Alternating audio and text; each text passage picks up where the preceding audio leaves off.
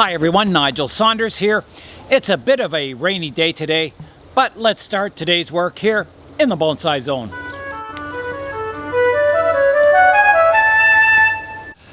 Today I'll be working on my Austrian pine.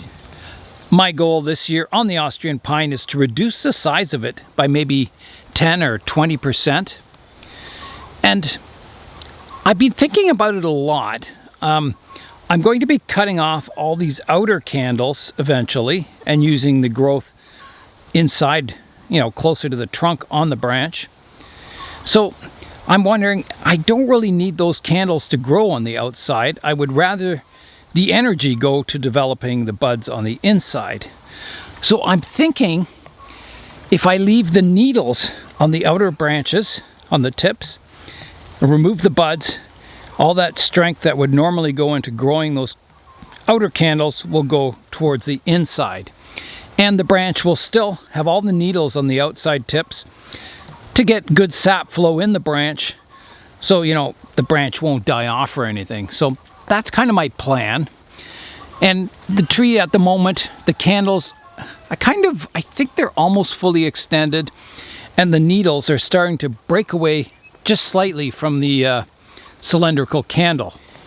Here's a close-up of the lower right-hand branch, and you can see all the candles. The needles are starting to separate, and the ones at the tips are definitely the stronger buds. So I think today I've got to remove those outer candles and just keep my inner ones. If you look on YouTube and the internet, there's so many different theories about how to manage pine growth and candles and pinching back and pruning back, and it gets very confusing and overwhelming. So you kind of gotta just read everything you can on pines and then do what seems to be logical to you. And to me, I think removing these outer candles is a logical step. There's no point developing all that foliage and then just prune it off later. So I'm going to prune it off today. I'm going to start on my lowest branch here, and I want to prune this branch back probably, to at least here. So anything out past these tips will get decandled. So I'll start right here, and I'll leave a few needles just at the base of the candle. I think that'll just help the sap flow in this branch a bit. So removing probably 90% of the candle.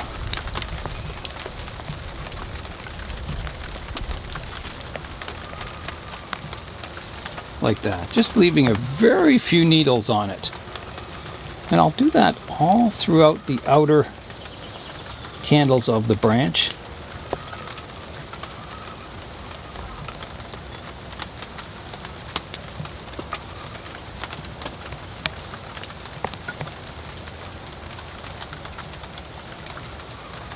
Like that. So that's got all this outer part of the branch decandled or reduced dramatically. So hopefully my theory is that, there's still lots of needles at the tip. There's a few needles from the new candles. Sap will be flowing in that branch, and it will develop all these inner candles with more vigor. And then my next stage will be to cut the branches back to those inner candles. I'll continue working on the branches, doing the same technique to the next lowest branch. So here I go, removing almost all of the candles on the outer perimeter of the branch.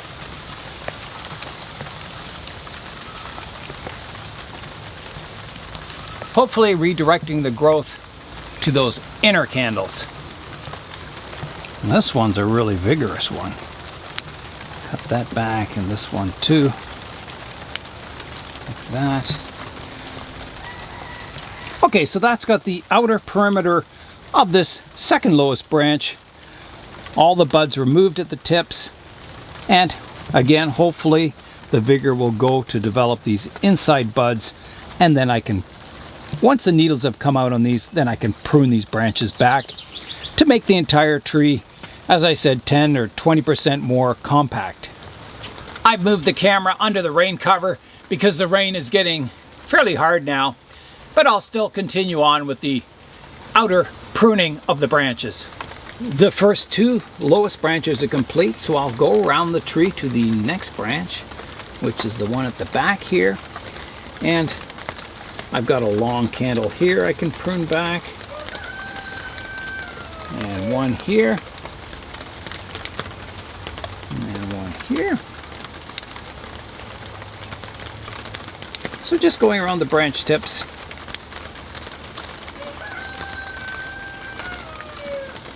So that's got that branch done. Our next highest one is the one here. And I've got some vigorous shoots coming up at the tips here. Get rid of those.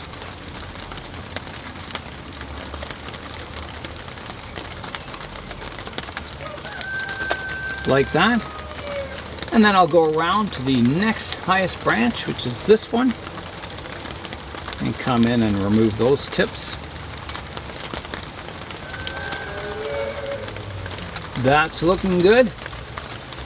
Moving up now to this branch. There's some good healthy tips at the ends of the branch here. Get rid of those. So I think it'll be quite interesting as all these needles start to come out and turn green, and then I can prune these branches back. I think the tree is going to dramatically change the way it looks. I think you're going to see it, you know, looking more compact. There'll be more needle density in the branches.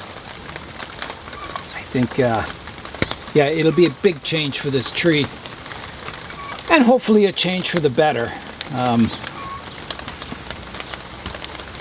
It's always easier to grow a tree larger, you know, branches longer, than it is to bring them in more compact. So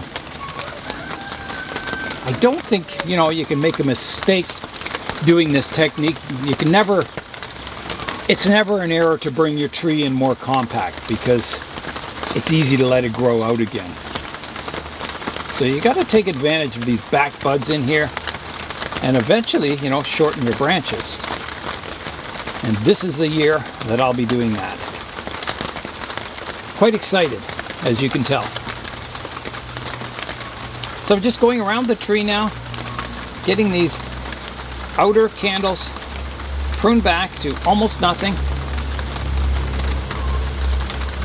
Getting up into the apex now. The other thing I want to do with this tree is I want to grow one sacrifice branch as my new leader. I'll let it grow tall. It'll help thicken the trunk up and hopefully even out the contours on the trunk, making it, you know, having better taper from top to bottom. So I'm going to let a big branch grow out the top of the tree just to thicken it all up. So I'll have to pick that sacrifice branch, and it'll be one towards the back so you don't see the scar.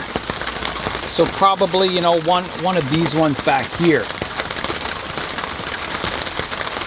So I'll just continue with my tip pruning here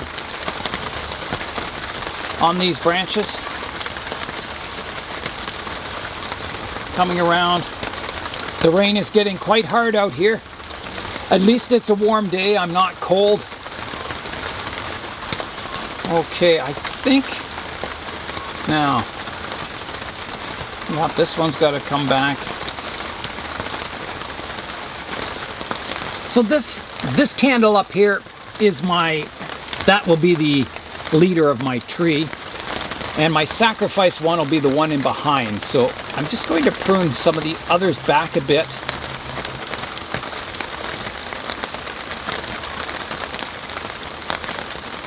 Just to take a little vigor out of these outer branch tips. And I think that has got the tree in check. And you can see all the candles are about the same size now. All these inner candles are kind of weak, and I pruned these outer ones back to almost nothing, so it should help balance the vigor out on the tree. So that's done it. The tree is ready, so my next step is to allow all the candles to come out, to all the green needles. And once they're out, getting, you know, sunlight, converting sunlight into sugars for the tree, I can then prune the branch structure back more compact. once all those inner buds are doing their work. So it's just a matter of waiting, and I think it'll probably be probably a week or two before I can prune these branches back. Maybe even 3 weeks, I don't know. We'll see. So stay tuned. We'll keep you updated on this Austrian pine's progress. It's time now for today's updates. My first update for today is my Osage Orange forest. These trees were started from a seed last year, and they're doing really well. There was a little bit of dieback at the tips of some of the trees, so today I'll be pruning those dead parts of the tips off just to clean it up a bit. Almost every little seedling survived the transplanting process, which is good. It shows they're a good hardy tree for bonsai. So I'm just going to take the tips off, the dead tips off these branches, and they have thorns on them, so you've got to be very careful not to stab yourself. You can prune the thorns back, but I kind of like my thorny trees to look dangerous. You know, that's one of the features of the tree, and I don't really want to cut a feature of the tree off for the sake of convenience in handling. So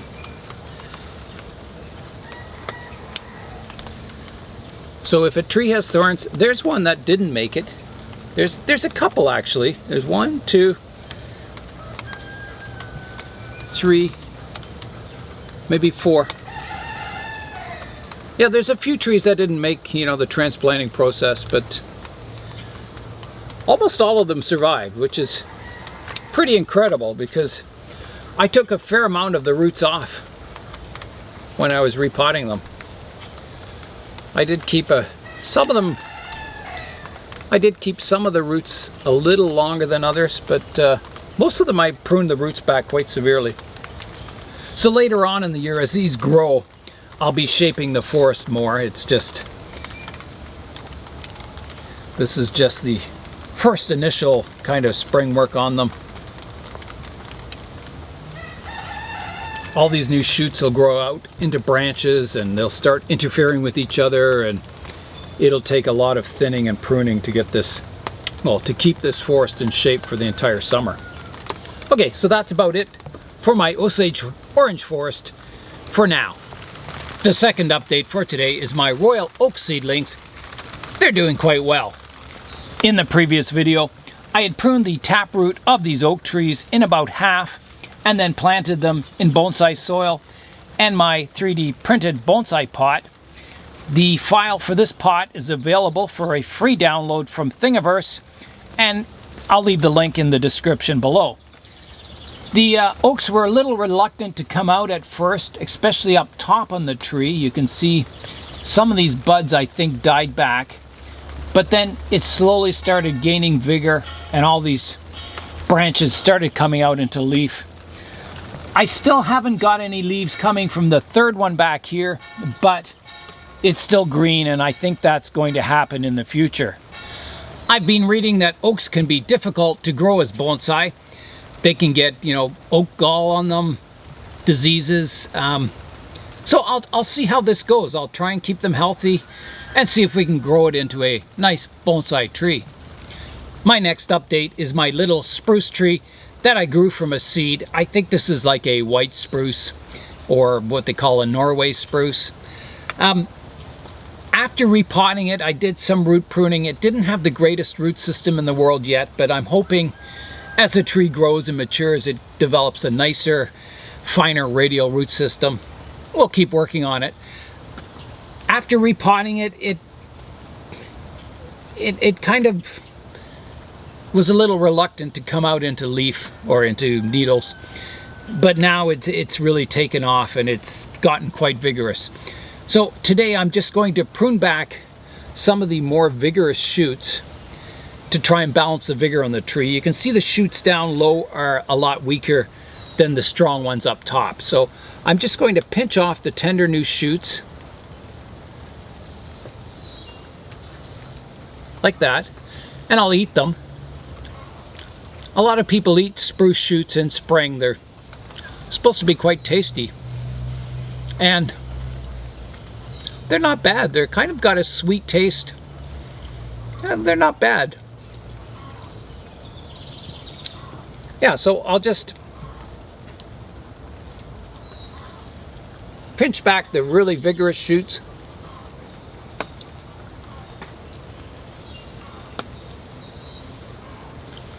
And one of the viewers said they make a jam out of this. Ow, got a needle in me. They make a jam out of these spruce tips. I've never heard of that, but there's an ant crawling around on here, and I did have to spray it for, it had sort of white, fuzzy, like cotton on it. I think that's mealybugs. So I gave it a spray with a light soap and water, and that seemed to get rid of it. I don't know why there's an ant hanging around on here. Maybe he's just trying to get out of the rain. So I'll keep my eyes out, trying to keep this tree as healthy as possible, and slowly, very slowly develop it into hopefully a really nice bonsai tree. There's a look at the little spruce a little closer up. So some of the branch tips did die off in the winter, but it seemed to back bud on a lot of them. You can see this branch tip died, but then I got 2 new shoots coming off of it. So yeah, there's enough branches that, you know, the styling will look quite good in the future. The next update is my small leaf Linden bonsai. It came out into leaf really nicely, and the lower branch, this big thick one, which used to be the major trunk line, it's a little weaker than, you know, some of the branches up top, but it still came out into leaf quite nicely. The leaves up top, they kind of, as you go up the tree, they get larger and larger to the top one, which, you know, this is probably the largest leaf on the tree so far, which is still quite small. So it looks good. I'm not going to let it flower this year. In previous years it's flowered. Well, maybe I'll let it flower and then I'll remove all the flowers, because I want the energy to go into growth, not to make all the seed pods. So yeah, I'll let it flower and then I'll remove all the flowers once they're starting to fade away. My goal for this tree is to grow this part of the trunk as the main, you know, part of the tree, and then have this part as a side branch eventually. So a lot of growing to do with this tree. Years of development, but I'm hoping, you know, it's got a nice start. It's got a good root system now, and it's got lots of character. So I'll just work on growing the top of the tree, and then, you know, pruning it back, growing it again, pruning it back, and slowly it'll get character and movement and taper and become a nice tree. My native maples are also doing quite well. Here's the silver maples. You can see they came out into leaf quite well, and a nice beautiful shaped leaf on them. And they don't get really big leaves in nature.